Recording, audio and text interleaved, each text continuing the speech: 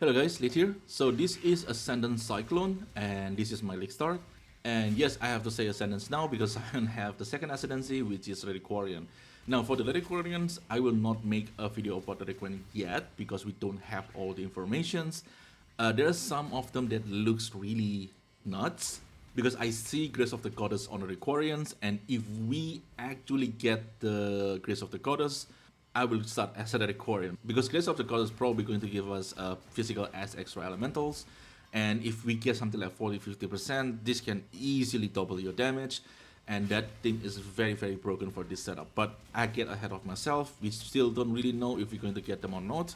So I will make a separate video for the recording later when we have enough information. But for now, in this video I want to explain how this build works, offense, defense, and all the mechanics inside it. And then I will work on the campaign guide for this setup. And the POV on the descriptions also will contain day 1 gear up to the high budget, which is what you see on the screen right now, which is the showcase on T17.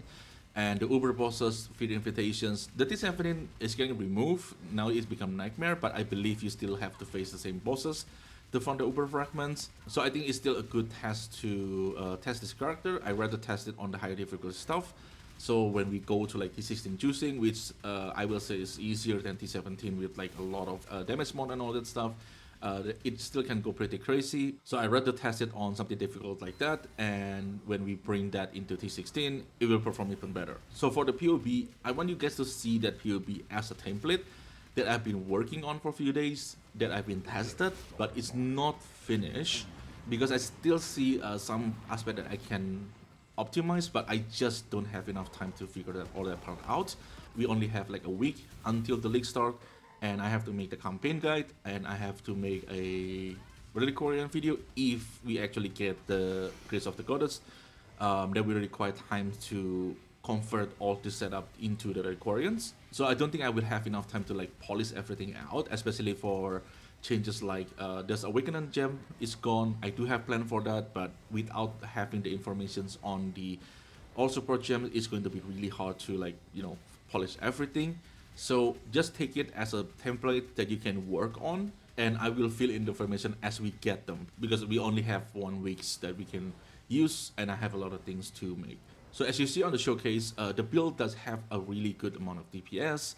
I don't think the problem is on the DPS, the problem is more on the defense, and the problem with the defense is defensive layer we do have some damage reductions, we do have endurance charges, and we do have chance to block. And we are block cap for attack and spell, which is 65%. But the problem with block is, if it works, you are good. But when you on the dry streak, when you block nothing, which can happen, even though it's not happen that often, it still can happen, you are not that tanky in the first place. So in a Uber fight especially, I'm not going to face anything. If, for example, like Shaper balls, it still hurts a lot if you not block any of the balls. If you get hit like 2 or 3 balls at the same time, you're probably going to die. So the defense is not the level where you can face everything, but for me personally, in my opinion, the defense is more than good enough for the content that I'm testing it with. And with that said, let's talk about the build. The first thing first is this is Cyclone. And we link them with Shockwave, Shockwave support. Shockwave support is basically that you have an AoE explode around you, and the more cooldown recovery rate you have, the often it pops. And the second part is the General Cry. General Cry is the red minion that you see around you walking around. You will need corpses on that one. That's the reason why you see there's a great level 1 here. And the General Cry will use a skill that is socketed in them. Now for the socketed skill, I have 3 options for you. The first one is the Titanous Slam of Cataclysms. This is the highest DPS. The second one is Ground Slam of Earthshaking. This is very all-rounded. It's good for clear. It's also good for single target, although the single target damage is a little bit lower than the Titanous Slam of Cataclysms. And the third one is Volcanic Fissure of Snaking. This one for mapping is insanely good. You can easily clear the whole screen without you have to have like, you know, a big AoE of Cyclone, because Volcanic Fissure of Snaking will chase things around, and with the amount of minion warrior you have from General Cry, this is going to go all over the screen. So in terms of like clearing speed, Volcanic Fissure of Snaking is insanely good. Now for single target, Volcanic Fissure of Snaking sucks. So for mapping, Volcanic Fissure of Snaking, Grand Slam Overshooting is all-rounder, and titanic slap for single target. So you choose between these three, and you can try something else like Sunder on all that stuff. I'm not trying every slam skill, but the option is open. So that is the main skill. Now let's talk about offense. Now offensive part, we are using elemental ailments via the Secret of Suffering. So Secret of Suffering will make you cannot inflict chill, ignite, freeze, and shock, but now you can inflict Scorch, Brittle, and Sap with critical strike. And we still can inflict chill and shock via the Skitterboard. So we have 5 elemental elements, and things like the taming, it gives you a lot of increased elemental damage with hits for each type of ailment you have on enemy. The same thing goes for the amulet. Enemy take increased damage based on each type of elemental element you inflict on them. So having 5 elemental elements, this basically the enemy take 50% increased damage, and you basically have like 240 something percent increased elemental damage, and that gives you a lot of damage. And there's also a new essences that I see on the showcase where it's going to give you 2% chance to double damage per 1 elemental element on the enemy. Now since we have 5, that 10%. If I remember correctly on the POB, one of this is from Little Pride, 5% chance to deal double damage is around like 5% DPS. So 10% is like 10% DPS. So they're going to be really strong, and it's probably going to replace the attack speed because we still need the crit multi.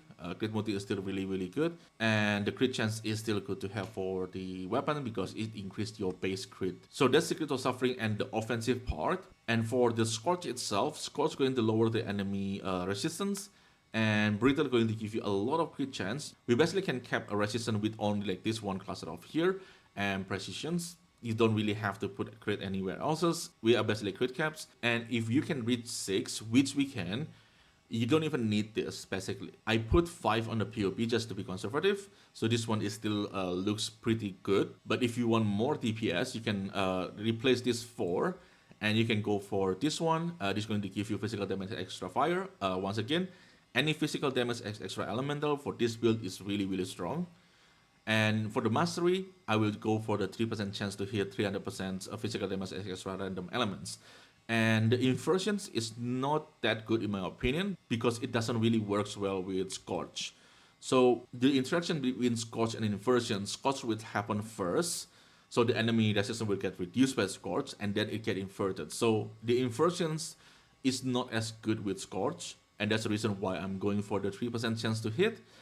But on the POB, I believe the inversion is still a little bit better DPS, but I prefer to go for the 3% chance for hit to deal fish as extra random elements. And that's going to increase the damage by quite a lot. So that's one part of the offense. The second one is we are crit build, so we are crit caps, and this helmet give you a lot of crit multi. 125 crit multi is a lot, but the downside is also pretty severe. It increases your physical damage taken by 41%. The way you mitigate this is via the block, because block just remove the damage you get. And the second one is from this chest. So this is a Water Redeemer, and some of you probably going to ask why you're not going for Warlord and Hunter.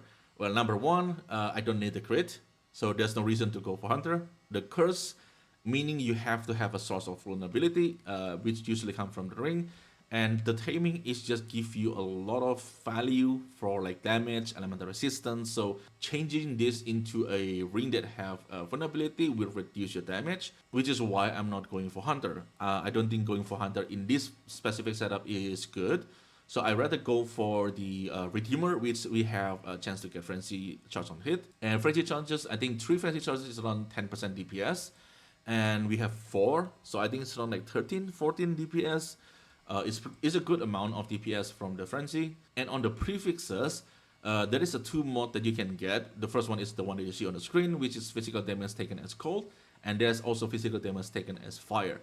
Now to hit both, it's going to be expensive. But if you can hit both of them, they're going to help mitigate the downside of the Abysses. So that's the reason why I'm going for Warlord Redeemer instead of Warlord and Hunter. And for the defensive layer, we have block for this. So we basically have a 65% chance to block attack and spell. And the second one, we have a decent amount of max res because of Mage Blood. If you go for like the Headhunter versions, Headhunter works really, really well with this setup. Because Headhunter buff, a lot of them give you physical access for elements. And that's going to push your damage by quite a lot. And Headhunter just by itself usually going to make you really, really tanky. If you want to go for Headhunter, you don't have to worry about the max stuff because you're mostly going to do mapping with Headhunter. But if you want to go posing, obviously you're going to go for Mage Blood. And I believe there is a new unique belt which you can have like Shrine Effect. Some of them can be very, very broken, but I'm not sure how that works yet.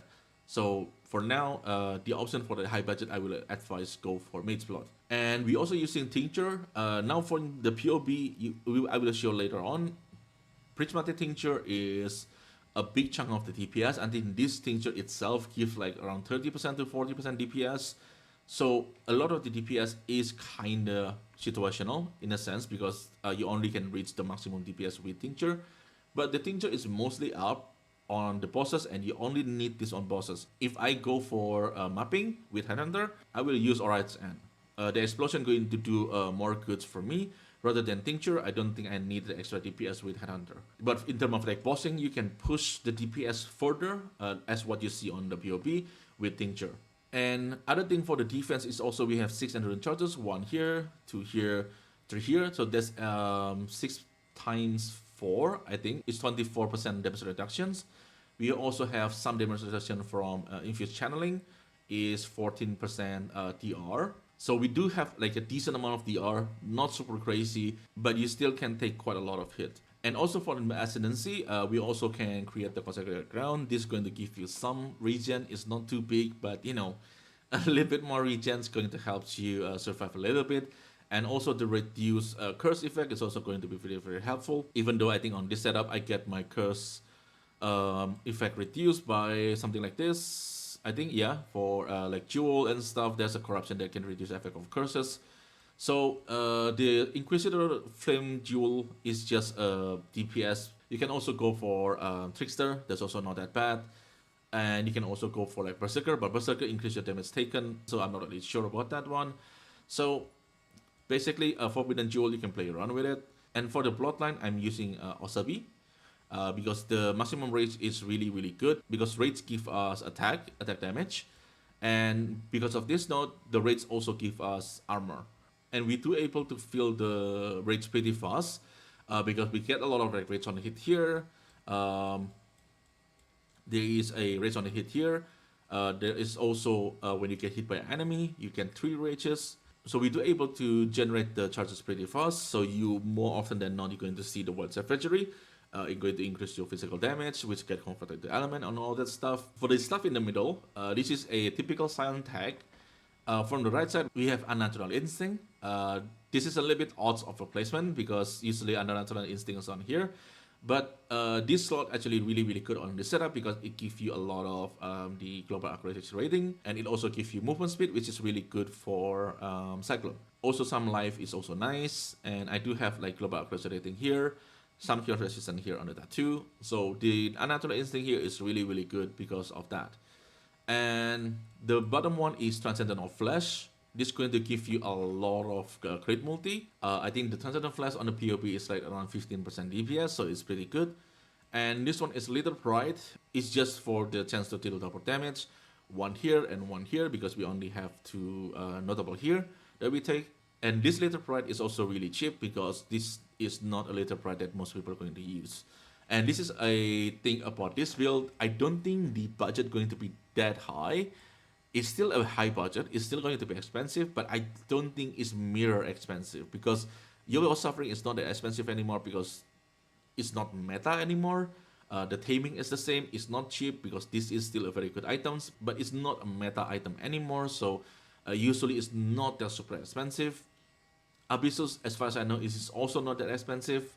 The chest can be expensive, but you can craft the suffix, I think, pretty cheap. And the prefixes, you can fix them later on. You can aim for like 1 physical damage taken as elemental. And that's basically good enough. So you don't really have to sink like that much currency on the chest either. One item that I'm probably going to spend a lot of money on is probably on the staff, especially with the new essences. Other than this one, and maybe Mage's Blood, because Mage's Blood is also pretty expensive. But other than these 2 things, I don't think there is an item here that are very expensive. Like Lack of Meaning Chaos Resistance is pretty common. You see a lot of them. And what other else? Like Balance of Terror. This can be probably expensive a little bit, maybe, but I don't think there's that many people using Balance of Terror anymore. So a lot of the item is kind of the off-meta item, so I don't think the budget going to be that expensive. Now, with that being said, that assuming this build is not meta, I don't think it will. Like, I'm a small creator, I don't think I can make any difference in terms of meta. And with the Scion new Reliquarians, it's really depending on like is the Ascendancy good or not. So if this go meta, it's going to be very expensive as anything else. But if it's not, I will say this is pretty cheap in terms of like quote unquote cheap as like a high budget, stuff. Because usually when we're talking about high budget stuff, like all the builds that I played before, I'm talking about like 2-3 mirror, some of the 5-10 mirror, right? This one is probably just spend like a mirror. I don't think you're going to spend more than that because the item that you use here is not exactly hard to craft. That's number one. Number two, it's not exactly meta either. Now let's move to the POB because there's some few things that I need to explain on POB. So on the loadout, you can see there's a bunch of options. The first one is day 1 to day 3. This one is very budget setup. We are still at physical. I do showcase this one before, but with mace. This one I choose to go for staff because staff have a better crit base. That's number one. Number two, staff also give you a chance to block, so that's a little bit better in terms of like defense. This one for the day 1 to day 2 setup. The setup is pretty easy to do. There's only one unique here, and I only choose this spell for the onslaught. So if you do not care about the onslaught, you can just use any other belt. That's fine. I just want the onslaught on the belt just because I can move around faster that way. Now for the mid budget here, this is the swap to elementals, and we will start with something like Hidden Sorrow. This is going to convert 100% physical damage as cold, so you're going to have a good enough brittle, but probably not that much scorch. But this is a lot easier to get than the conversion glove. Conversion glove can be pretty expensive to craft, depending on like how unlucky you are with the upper conflict, which can be very very frustrating. Not gonna lie, but Hidden Sorrow is the easy way to get the conversion happens, and then we can go for Secret Suffering, and we also need the double cluster. We need the Fit of Fury, and we need the Fuel the Fight, and then we also need the over here Overlord, because this is the one that allow you to fortify. And just in case if you find a classic jewel that are cheap for like Fit of Fury, Fuel the Fight, and Martial Prowess, but you don't have the Overlord, I mean you still can just use one cluster that have all three and take the fortify node over here. It's not that big of a deal. It's just with the cluster you get more DPS. Basically that's about that. And we also have the Little Pride here. The Little Pride here, you don't have to go for anything crazy. The most important one is just find the one that have a chance to intimidate enemy for 4 seconds on hit, and you're good. The Little Pride will be cheap. And for the Transcendent Flash, as far as I know, this jewel is cheap. So this one is just a good amount of DPS early on. And yeah, that's basically for the mid budget.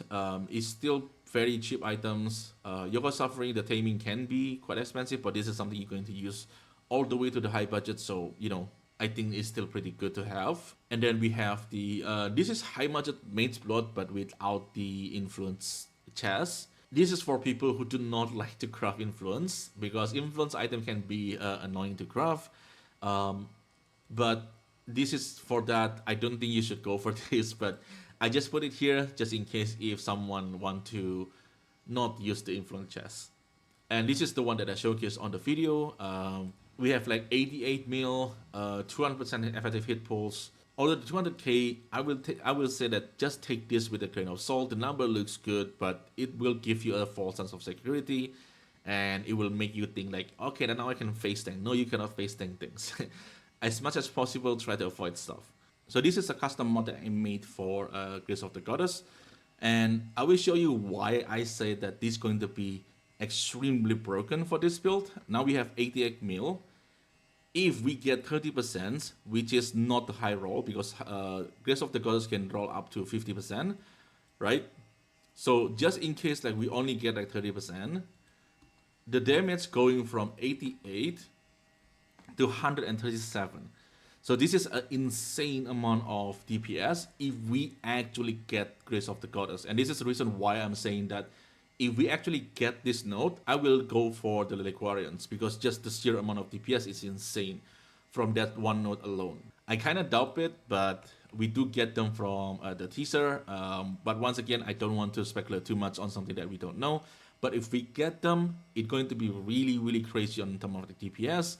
And we basically can drop bunch of DPS node for like more AoE node or more life node and all that stuff because I don't think you need 130 mil DPS. So that's basically the Ascendant Cyclone. I think this one is really, really good. The number looks good when I play it. It feels good.